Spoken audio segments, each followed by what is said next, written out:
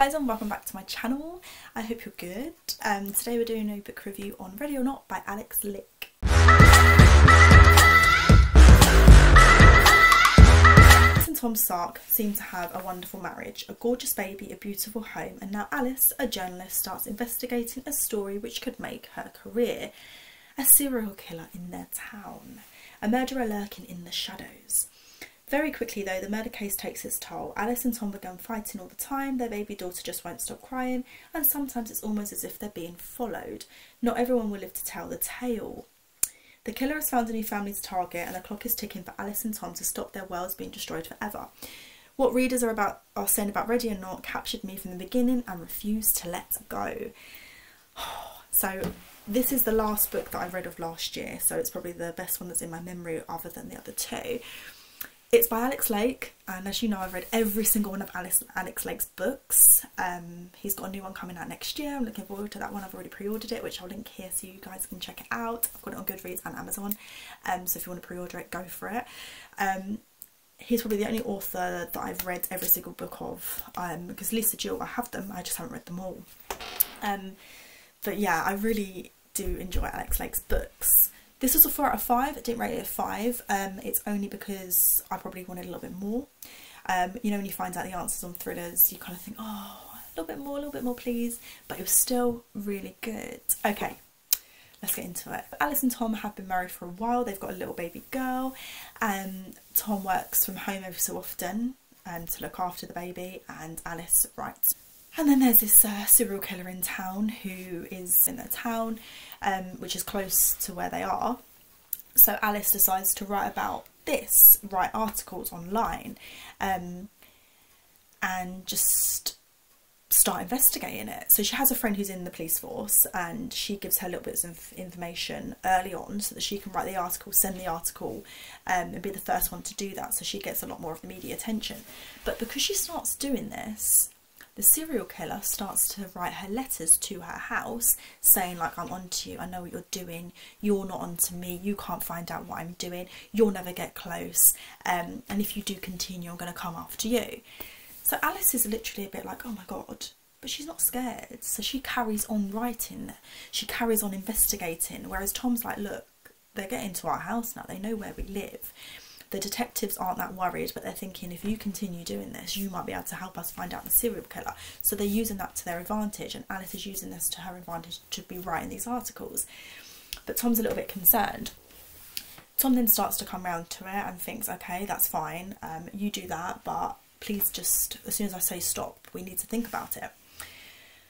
So Alice has got a little bit of a dark history to her. There's a lot more to her than just being Tom's wife and mother to the baby. Like, who is she? There's a lot more to her. Tom thinks he knows her, but actually there's more to her.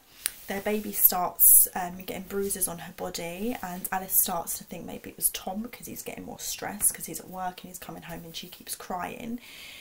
But who's hurting the baby? Because Tom's saying no, the nanny's saying no, the parents are saying, or the grandparents are saying no, and Alice is saying no. So we see a lot of Tom's point of view and a lot of Alice's point of view. But the way that Alex writes is, just because it's their point of view doesn't mean that it's all of their point of view. So what I mean by that is, Alice starts to see things that Tom's doing and starts telling her friends and detectives about what's going on, and the doctors and the nurses and stuff, about what Tom's doing. But then when you get to Tom's point of view, it doesn't match up with what Alice is saying. But that doesn't mean that everything in Tom's point of view is actually what's happening. There could be things that he doesn't realise he's doing, because I'm not saying that it's Tom or Tom's a psycho or anything like that, but serial killers and psychos might not believe that what they're doing is wrong. So they might not be explaining it as well if they were telling a story. So to see Tom's point of view, it does make you think, what's Alice saying, what is Tom saying, who's the one that's lying, who's the truth here? So the bit of the spoiler with, a bit of the plot with spoilers is, Alice isn't actually Alice. Alice is someone else, and she's pretending to be Alice. Why? Tom doesn't know this, and the person that Alice is pretending to be, Tom doesn't know. So when you find out that Alice is actually someone else, it doesn't actually affect Tom. And although the reason behind why she's someone else and what actually happened to the person is terrible, if Alice had said that she has another identity and she's pretending to be someone else, I don't think Tom would have cared. So I think that that could have been a lie that was revealed that Tom wouldn't have cared about. But because of who she was and who she's pretending to be and how that story has happened, that's where Tom gets alarm bells, and that's where there's a problem. So, spoiler, the serial killer is actually Alice. But it's not Alice, it's the person that Alice is pretending to be, who's actually not Alice. So Alice was a girl who went on holiday with her boyfriend to the Lake District. There they met a friend, well, she met a friend, Andrea, and they start to become friends. She's a backpacker, she's from Australia, she's there, she's doing what she's doing, and they become friends. But Alice's boyfriend at the time doesn't like it, they break up, he goes off, but he keeps messaging her and whatever, and something happens with Alice and Andrea, and Alice then gets killed, and Andrea then takes over Alice's identity, she takes over her name, she takes over her life, because she herself needs to run away from what she's done, because she's already killed before.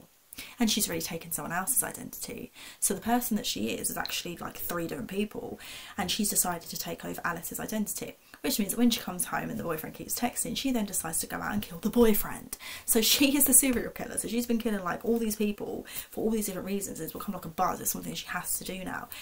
So when she took over Alice's personality, she met Tom, and then they fell in love and they had the baby, even though she didn't want to have the baby and whatever. And then she starts to think, oh my god, I'm so bored now, I need to kill someone, I need to do something. So she creates this serial killer. She goes out and she starts killing these people, but she creates a serial killer as it's someone else. And so she starts writing about this serial killer. She starts talking about him to other people and trying to find out the mystery and the murder and what actually happened. But because she's a serial killer and she's able to cover her tracks, she doesn't get found out. So the only way she gets found out is when they go away to rekindle their relationship and to get away from everything, to, you know, get away from the serial killer and the fact that he's coming closer to their, or her, or he is coming closer to their house. And who is the serial killer? Is it the ex-boyfriend who was harassing her? Because at this point we don't know she killed him. Is it the brother of Tom, Roland? Is it someone else completely? Like, are they going to find them? So she takes them to a cabin in the Lake District because it means something to her. They get there, they're at the lake, and her plan is to kill him and the baby by getting them to go off, and then she can carry on with her life because she's just the writer of the serial killer. But Tom's brother, who's come back into their life now, Roland, he finds out the pieces together through looking at old photographs. He finds some photos from her friends and he's like, these 2 people don't look the same.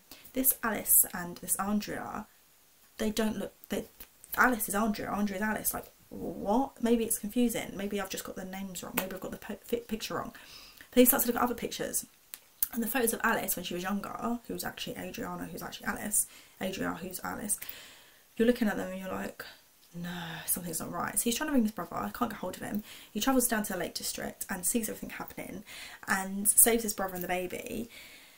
But Alice, who's actually Andrea, gets away with it. And she goes off and she's living somewhere else. And is she going to kill again? So that's basically it. So what I thought of it was, I really like the pace, I like the quickness of it, I like the way Alex Lake writes the books, I like the fact that every single person was the killer, every single person was the mystery. Tom was the killer, Alice was the killer, the brother was the killer, the ex-boyfriend was the killer who wasn't even there. Every character's got their own story, their own background, their own arc, their own reasons as to how and why they could be a serial killer.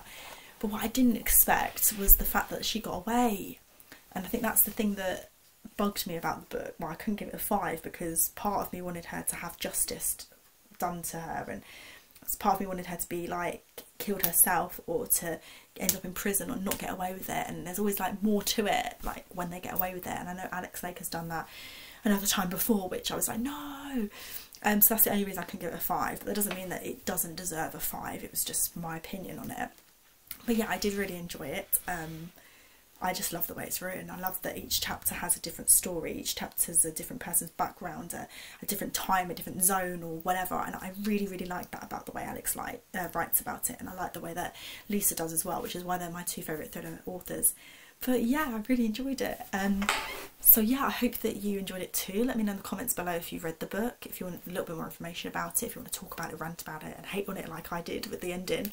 And if you haven't read it, I'm going to pop some of Alex's books here. I've read them all, so let me know if there's one that you want a review about and I'll get on to it. Until my next review, I'll see you guys soon. Bye!